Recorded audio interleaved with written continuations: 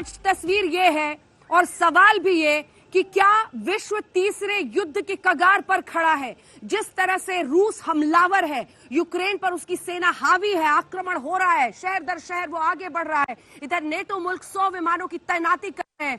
क्या विश्व तीसरे विश्व युद्ध की कगार पर खड़ा है? क्या जिस तरह की न्यूक्लियर पावर्स है ये, उसको लेकर एक गहरी चिंता होनी चाहिए। भारत का स्टैंड क्या हो, क्योंकि यूक्रेन की तरफ से ये साफ कहा है यूक्रेन के एम्बेसडर ने कि प्रधानमंत्री नरेंद्र मोदी को पहल करनी चाहिए। उन्होंने यहां तक कहा कि शायद व्लादिमीर पुतिन एक ऐसे राष्ट्राध्यक्ष जिनकी बात माने वो प्रधानमंत्री नरेंद्र मोदी साबित हो सकते हैं। शांति की अपील भारत कर रहा है। सिर्फ रक्षा मंत्री का बयान आया है जिसमें उन्होंने साफ कहा है शांति दोनों मुल्क बनाकर रखें। इसी के साथ आपको बता दें प्रधानमंत्री नरेंद्र मोदी की अहम बैठक है। नेटो मुल्क भी कल बैठक करने वाले हैं जिसमें वो आगे की रणनीति तैयार करेंगे। लेकिन इससे पहले कि हम आगे बढ़े, तमाम खास मेहमानों के साथ आपको पल पल की खबर और अपडेट्स बताएं। जल्दी से आपको अपनी ये रिपोर्ट दिखाते हैं। इस रिपोर्ट को देखकर आप समझ जाएंगे यूक्रेन में लोगों पर किस तरह से इस वक्त हताशा हावी है, कैसे वो इधर उधर भाग रहे हैं, महिलाएं, बच्चे। युद्ध का जो सबसे ज्यादा असर होता है उन्हीं पर होता है। ये तस्वीरें आपको विचलित करेंगी, लेकिन इसी के साथ वो सच्चाई सामने लाएंगी जो रूस के यूक्रेन पर आक्रमण के बाद सामने आ रहा है। देखिए ये रिपोर्ट, फिर चर्चा की शुरुआत।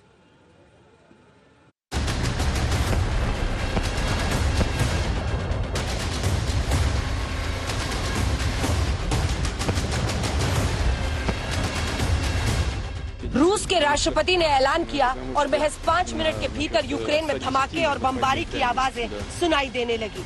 अंधेरा छटने से पहले रूसी मिसाइलों ने यूक्रेन को धुआं धुआं कर दिया।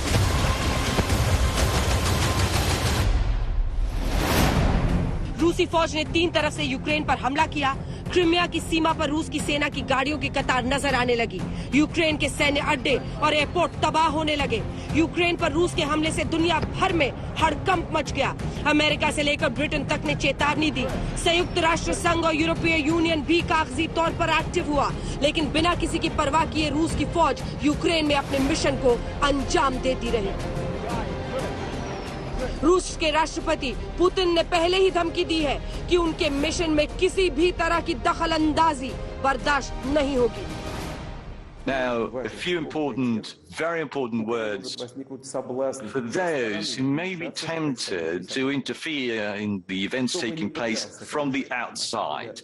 Whoever tries to interfere with us, let alone create threats for our country, for our nation, must know that Russia's response will be immediate, and it will lead you to such consequences that you've never faced before in your history. रूस की अचानक बमबारी ने Ukraine में हड़कंप मचा दिया।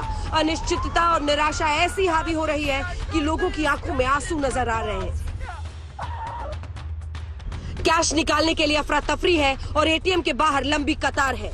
जंग की तबाही से बचने के लिए लोग पोलैंड की ओर भाग रहे हैं। शहरों की रफ्तार थम गई है और सड़कों पर गाड़ियों की लंबी कतार दिखाई दे रही है।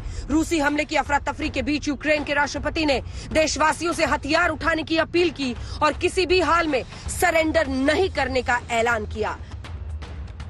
We broke the diplomatic relations with Russia. Ukraine is defending and would not give its freedom, whatever they think in Moscow. For the Ukrainians, our independence and the right to live in our land in accordance with our will. Russia cowardly attacked our country early in the morning, very much like Nazi Germany did during the Second World War. Ukraine में भारतीय छात्रों की बड़ी तादाद है जो नाउम्मीदी और अनिश्चितता के बीच झूल रही है, लेकिन यूक्रेन ने भारत पर उम्मीदों वाली नजर टिकाई है। भारत में यूक्रेन के राजदूत ने पीएम मोदी से अपील की है कि वो पुतिन पर हमला रोकने का दबाव डालें। Not only for the sake of Ukraine, but even for the sake of your citizens. All of us, including the powerful world leader Modi ji, they should exert every pressure, every effort to stop this aggression, because these precise military strikes, they are never choosing exact place. Any one of us can be detached. ऐसा है कि वैसे सरकार ने पहले भी advisory जारी की थी और साथ ही उनको बाहर निकालने की व्यवस्था सरकार ने कुछ की है, प्लेन्स वगैरह भेजे गए हैं, लेकिन वहाँ की ऐसी स्थिति है कि अब शायद जहाँ तक मुझे जानकारी है कि अभी प्लेन लैंड नहीं कर पा रहा है, लेकिन उसको लेकर सरकार चिंतित है और जो भी इफर्ट संभव था हमारी सरकार ने किया है और आगे भी जो इफर्ट्स होंगे अपने भारतवासियों को बचाने के लिए हम करेंगे। यूक्रेन की उम्मीदें बेमानी नहीं है। पिछले कुछ सालों में भारत एक बड़ी ताकत के तौर पर उभरा है और प्रधानमंत्री मोदी ने ग्लोबल लीडर के तौर पर अपनी छाप छोड़ी है। आप देख रहे हैं इस समय दुनिया में कितनी उथल पुथल मची हुई है। जब चारों तरफ उथल पुथल मची हो, चारों तरफ कल क्या होगा, परसों क्या होगा, गिनतियां चलती हो, ऐसे में भारत को ताकतवर होना चाहिए कि नहीं होना चाहिए? भारत मजबूत होना चाहिए कि नहीं होना चाहिए? यूक्रेन और रूस के बीच भारत हस्तक्षेप करता है या नहीं, यह हिंदुस्तान का कूटनीतिक मसला है, लेकिन रूस पर यूक्रेन के हमले ने एक बड़ा सवाल खड़ा कर दिया है। सवाल ये कि पुतिन की बार बार चेतावनी और यूक्रेन में पैदा हो रहे हालात के बीच आखिर ग्लोबल बिरादरी कर क्या रही थी।